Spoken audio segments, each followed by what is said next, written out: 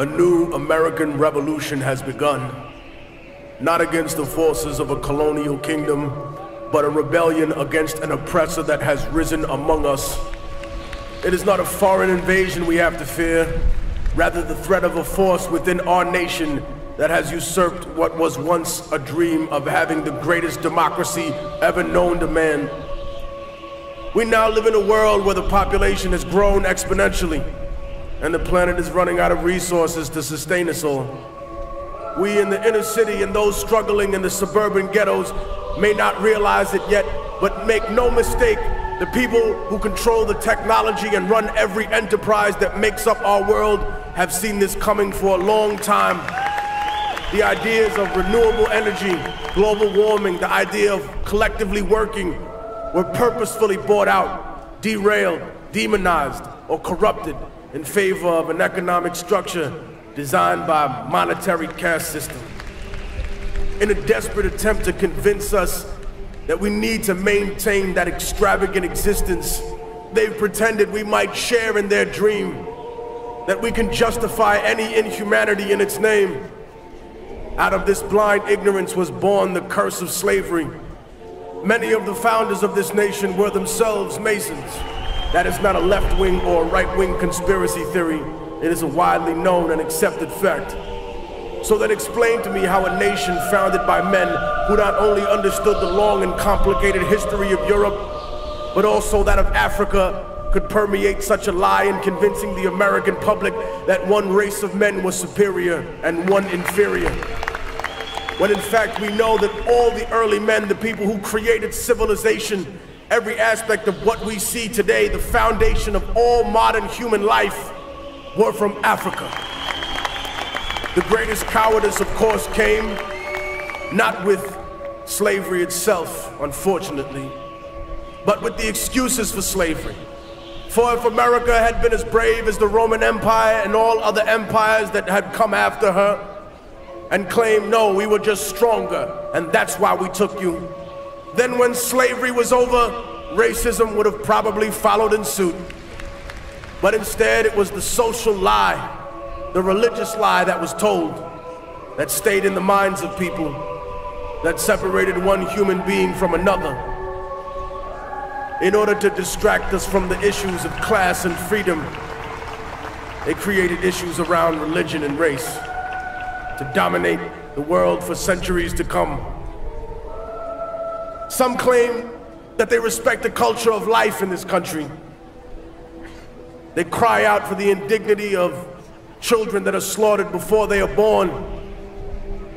But God has not penetrated their souls, for they have no empathy, nothing in their cold hearts for the hundreds of thousands of lives we have taken in our wars overseas, for that which they call collateral damage, which are the burnt and damaged children of the world.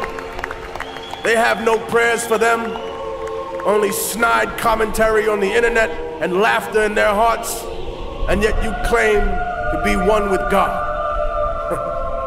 We talk about immigration in this country. Might doesn't make right, ladies and gentlemen. It just makes right now. What we are saying to the rest of the world is one day when America grows weak, one day when her legions falter, on a day when her economy crumbles, China, Russia, Europe, whatever power has arisen, all you have to do is come here and conquer us in a few military excursions, and then you too can set up shop here, and in 100 years you can tell every red-blooded American, no, you are an illegal human being. I am the true citizen. I have all the rights. You have no rights. Maybe you forgot how you got this country. Maybe you take for granted the blood, the sweat, the tears that the people who live in practical serfdom shed every day. For we may not run America, but we make America run.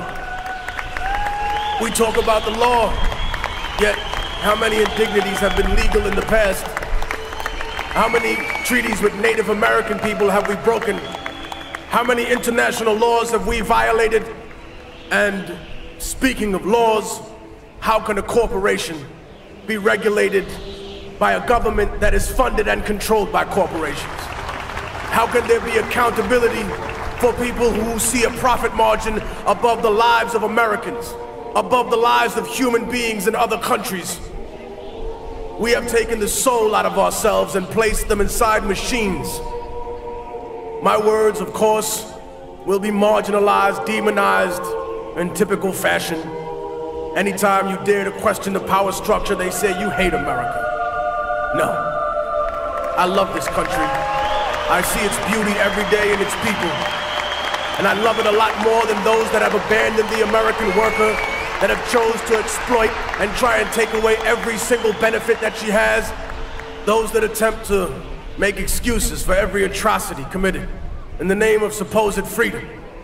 Those who demand accountability from everyone, but offer none themselves. Who favor contracts over lives, who favor invasion and control over organic democracy overseas. The greatest flaw that any intelligent person has is to think that they're smarter than everyone else.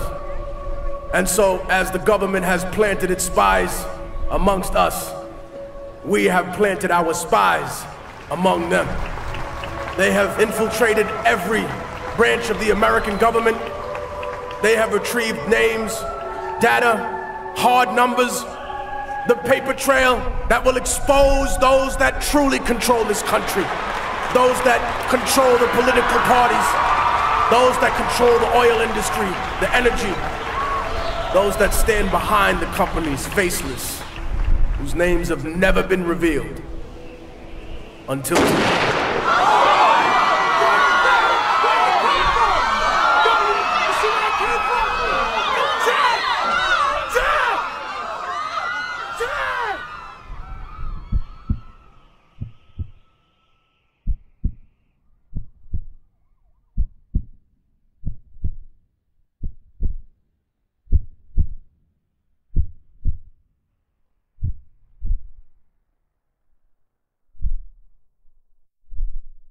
Commander, do you think that we have any chance of surviving? Whoever you comes from, I wouldn't ask me that question. I would ask him. Why? Because he's the one who believes in miracles. I believe in miracles. Since you came along, you sexy thing.